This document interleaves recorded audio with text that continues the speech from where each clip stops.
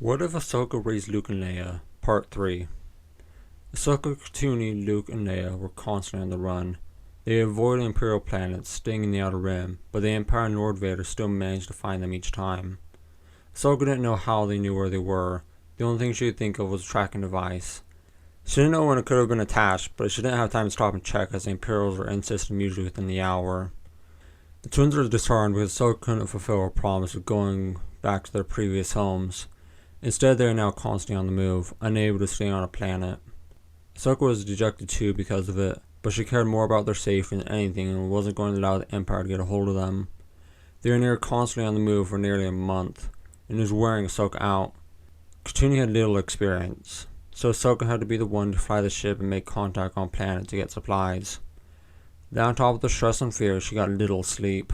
It all accumulated one day when the Empire got a jump on them, arriving the earliest yet. Ahsoka managed to take off and was about to jump to hyperspace, but the fire from the Star Destroyer hit the shuttle. With the hyperdrive powered up, this launched him into hyperspace on an unknown trajectory. Having been through something similar in the Clone Wars, Ahsoka powers off the ship, forcing it to exit hyperspace. They arrive over a planet that isn't on the database, and the ship is pulled into its atmosphere. Ahsoka quickly restores power, but only allows her to make the crash landing more smooth. Ahsoka made sure that Katooni and the twins were alright before exiting the ship and surveying the damage. It wasn't too severe, except for the engines were nearly completely destroyed, to the point she wasn't sure they could be fixed, especially with the little spare parts in no time. While surveying, she found a tracking device, tucked into the forward landing gear. She had little options, and she prepared herself for what she believed had to be done. Placing the tracking device in her pocket, she went back into the ship. There she found Katooni coming from the twins. Ahsoka was thankful they had gone close in such a short time, especially because of what she was planning. She took Katooni aside and told her that she would lure the Imperials and Vader away from the ship, while Katooni needed to contact the Resistance and flee with Luke and Leia. Katooni got distressed at the prospect that Ahsoka was insisting that they leave her behind, but Ahsoka got her promise her to protect Luke and Leia and put them first. She then went to the twins and told them that she would have to go, and that they should go with Katooni for the time being. They had an idea of what she was planning, having eavesdropped when she was talking to Katooni, and they weren't having it, grabbing onto her. However, Ahsoka made the false promises that were required to make them let go of her. She said goodbye to both of them before quickly leaving, setting off in a random direction before they could chase after her. Ahsoka continued walking for what felt like hours, even though each step she took made her more hungry and tired, inadvertently weakening her. The farther she walked, the less she thought she would be able to fight, and she was starting to stumble, the heat from the sun beating down her and taking a toll. She wished she had the foresight to grab some food and water before she left the ship, but she didn't want to waste any time, not knowing when the Imperials would arrive, and their food stores were already low as she hadn't had a chance to sufficiently restock them recently. Still, even with all that, Ahsoka kept on walking and was actually relieved when she saw an Imperial shuttle landing ahead of her. She finally let herself stop and watched as it landed. Its ramp lowered, and down walked a figure in full black suit with a cape trailing. She was half hoping for an Inquisitor, not wanting to face what she suspected Anakin to have become. But the presence in the Force is dark and strong, alien but familiar. This was Lord Vader, who was once Anakin. Ahsoka didn't wait and ignited both her lightsabers. She wouldn't be caught off guard. She couldn't dwell on the thought of him being Anakin, not now the twins depending on her. Vader did the same as he approached her. From the way he walked to the way he held his lightsaber, it was all Anakin. Trying not to let it distract her, she rushed forward to meet him, starting the battle on her terms. Their lightsabers clashed and she danced around him, both avoiding strikes and probing his defenses, looking for an opening. However, as she was already exhausted, she couldn't keep up her fighting style and switched to Form 3, hoping to stall him as long as possible. They seemed to catch him off guard though, so after a minute in that form she switched again. This time, however, Vader didn't hesitate and shoved her back with the Force, sending her flying. She landed hard, but quickly regained her footing and charged him again, switching to Form 4 and tapping heavily into the Force to help her. They collided hard, and while she slashed his face with her Shoto, his lightsaber grazed a leg, making her fall to her knee as she jumped away from him. Ahsoka looked up to find that she had cut off a portion of his helmet, which had to have been armored or something, as a strike should have cut his face off. Vader didn't allow her a moment's rest as he quickly advanced on her again. She stumbled to her feet, switching back to Form 3. She held out for a bit after that, but eventually broke through her defenses, using her weakened state to overpower her with his superior strength. Both her lightsabers knocked from her hands, forcing her to dodge the next strike, but she wasn't fast enough as it grazed her side and she fell to the ground again, pain making it hard to think and act. Lord Vader loomed over her, his breathing audible and heavy, but he kept his lightsaber at his side, instead looking down on her rather than killing her. Ahsoka didn't try to fight. She knew that he would just his armor again, and she was hurt and burned out. She still located her nearest lightsabers though, as she just didn't want to be taken alive. Though Ahsoka was destroyed, she knew that there were other places where their fates were worse than death, and she also didn't want to risk giving up any information on the Organas, the Resistance, or especially the twins. It felt like they stood there for an eternity before he spoke, telling her to join him, that they could be together again and rule the galaxy together as master and apprentice. Ahsoka stayed silent, instead shifting her gaze into a glare. When he reached out with his hand is when she responded, saying that she would never return to the dark side. She would rather die. His breathing audibly caught, but he didn't hesitate as he raised the lightsaber, stating that then she would have to die. However, screaming behind her made him freeze and he looked up. Ahsoka also shifted on her side to look behind her and is horrified to see Luke and Leia running towards them, with the Katooni sprinting after them. As he got closer, Vader started walking towards him, his movement rigid as if he was in a trance. Luke and Leia were close enough that she could hear what they were saying. They were calling out to her, screaming mother and for the evil man to get away from her. Ahsoka began to panic as Vader continued towards them, lightsaber still in hand and the twins showing no sign of stopping. Ignoring her pain and leaden limbs, she scrambled to her feet, calling her nearest lightsaber, her Shoto, to her hand and charged after Vader. She stumbled on her own feet though, slowing her down, allowing Vader to get within yards of the twins. She didn't waste any more time though, and launched towards them with the force. Vader seemed to snap out of the trance as he turned towards her at the last second, both the lightsabers hitting their mark. Vader fell back, Ahsoka's momentum making him fall, and Ahsoka went with them. The last thing she remembered was the twins mere feet away as her head hit Vader's suit hard, knocking her unconscious. When Ahsoka wakes up, she's confused with a familiar place and is momentarily distracted, having a hard time remembering what happened. However, when two bundles jump onto the bed beside her crying out mother, her memories return.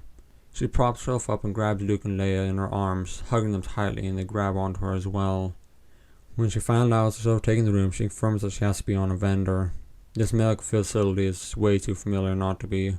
Katooni was sitting on the bed to her right, likely where the twins had come from. She was smiling and looked like there were tears in her eyes, her face one of relief. As the twins snuggled up to Ahsoka, Katooni feels in what happened. Katooni had managed to contact the Resistance, who had been apparently chasing after the Empire's fleet that had been chasing them. They were quick to arrive and engage the Imperial fleet. They sent a shuttle to pick her and the twins up, then they went in search of Ahsoka. However, fighters intercepted them and they were forced to land until the Imperial forces were dealt with. But the twins refused to stay put and ran off to find Ahsoka themselves. Katooni, still recovering from her ordeal at the Citadel, couldn't catch up. They had coincidentally landed not far from where Ahsoka had been fighting Vader, and that is why they got there so quickly.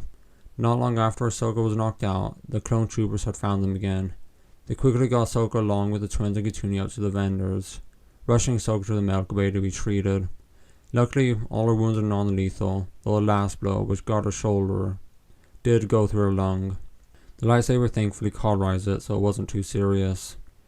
Ahsoka tenderly asked what became of Vader, to which a voice in the door mentioned that this is where they should continue to tell. Ahsoka turned, but already knew it was Rex, with Echo by his side. She was relieved to see him alright and immediately asked about the Organas. He told her that they were safe, that Vader didn't do anything to them. He was too intent chasing her and the twins. Vader had captured them all alive, then just quickly left, leaving them with some stormtroopers. The Resistance was there the same day, expecting to fight Vader. They easily wiped out the few troopers he had left. Rex informs her that he had already told the Organas that she and the twins were safe too. He then brings it back to her original question. Her final strike had hit Vader's respirator and a few other major life support functions, fatally crippling him. The troopers had stunned him and dragged him onto a shuttle. They don't want to risk leaving him alive or pass up the opportunity to get information from Palpatine's enforcer. They took him to a different medical bay from Ahsoka, removing his suit, cybernetics, and placing him in a back tank on life support. He had force restraints on him as well, making it near impossible for him to fight, much less escape. Ahsoka had mixed feelings about that, both happy that Anakin was still alive, but also saddened at how hurt he was and that he was now helpless. She put those thoughts aside though, and focused on healing as well as comforting the twins for the next little while. Though he had put her in a back tank as well, she was still sore and suffering from exhaustion. They stayed with the Resistance on board the Vader, Ahsoka knowing that this was the safest place for the time being, and she could have got the twins and continue comfortable with the massive ship. When she gets up the courage, she asks Rex to take her to Vader. They had taken him out of the back tank a few times to question him, and he had been completely compliant, truthfully answering anything they asked and not resisting. The only thing he had asked in return was to meet Ahsoka. Now she went to meet him, not having the heart to refuse his request. She stood back as he brought him out of the back tank and laid him on the bed. Then most of the clones left, though a few stayed, including Rex and Echo, the latter being in charge of Vader. When Vader spoke, Ahsoka was surprised to hear his voice being much better than when he had spoken on planets, though it was still raspy. He awkwardly asked if she had been doing well, to which she curtly retorted that besides him running from the Empire, yes, she was. He took a moment to speak again, thinking over his words. This time he cut straight to the point, and asked who the parents of the twins were. She promptly told him that she was their mother. He rephrased it by asking who gave birth to them. Ahsoka waited to respond, instead reaching out with the Force to fill him, his presence. He was no longer a dark presence in the Force, though he still wasn't a beacon of light either. She warned for him to be redeemed, even if the Jedi claimed that if you fall to the dark side you were lost. She just didn't know how much she should risk for her wish. Sighing, she decided to just tell him. He likely already suspected the answer. They both looked so much like their parents. His expression didn't change as she told him that they were Padme's and his children, their names being Luke and Leia. He stayed silent for a moment before thanking her for everything she had done for them so far, and I hoped he would make it up to them for every wrong choice he had made. Their conversation ended soon after, with the trooper swimming back in the back to tank.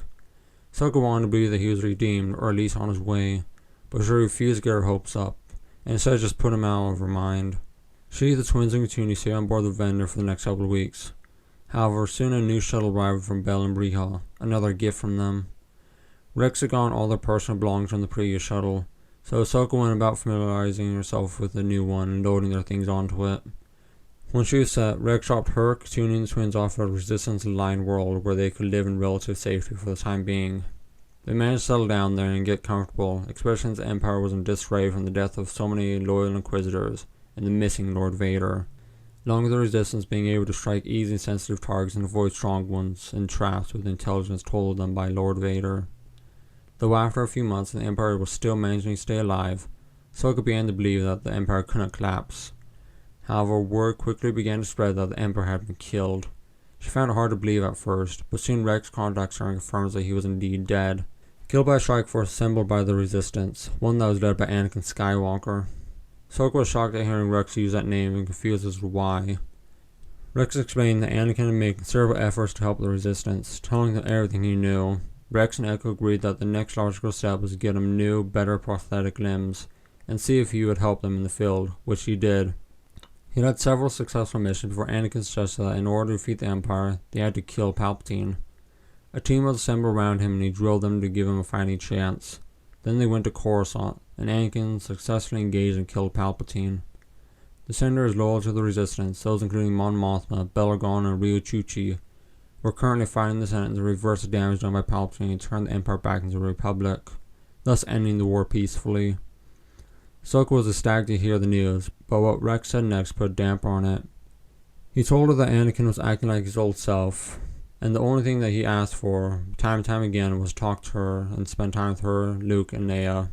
He urged her to consider meeting him again, to give him a second chance like they had, but Ahsoka didn't know if she should, especially if it meant putting the twins at risk. His actions had led to Padme's death, so he wasn't sure what he might do with the twins, even if accidentally, even if he was redeemed. She knew that she had hoped and prayed for him to be redeemed, but now that he appeared to be, she wasn't sure where to go from there, and whether to trust him.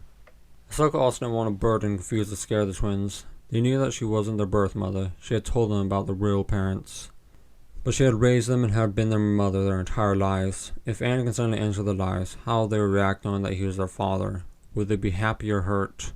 She refused to tell them the truth yet, that he was their father and had done terrible things, including harming their real mother, and that he had once been Vader. She didn't want to tell them until they were older, but she had taught them to recognize people in the Force, and they could potentially recognize Anakin as Vader. Luke might sympathize with him, but she knew Leia would resent him for at least hurting Ahsoka. She thinks about it for the next few days, and eventually relents and decides to try to trust Anakin again, but to start slowly, for her sake. She'd meet him by herself for a while to gauge if he was a threat to her and the twins, and if not, then she would introduce Luke and Leia to him. Ahsoka arranges this, leaving the twins with Katooni. During their first meeting, she is surprised when she sees him again because he looks so much like the Anakin she remembered, albeit heavily aged. Through their first several meetings on a vendor that he was posted on, they caught up and just chatted while Ahsoka filled him out. His presence in the Force is different, but not like it used to be, more neutral, and he appeared to be gentler.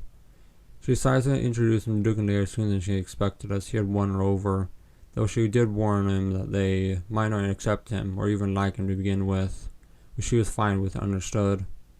Instead of bringing him to them, she brought them to the vendor with her. She lands the shuttle and leads them off it.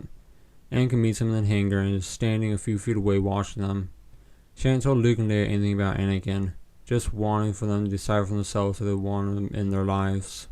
She didn't want to tell them that he was their father yet, and they feeling forced to accept him, and she made sure Anakin understood this as well.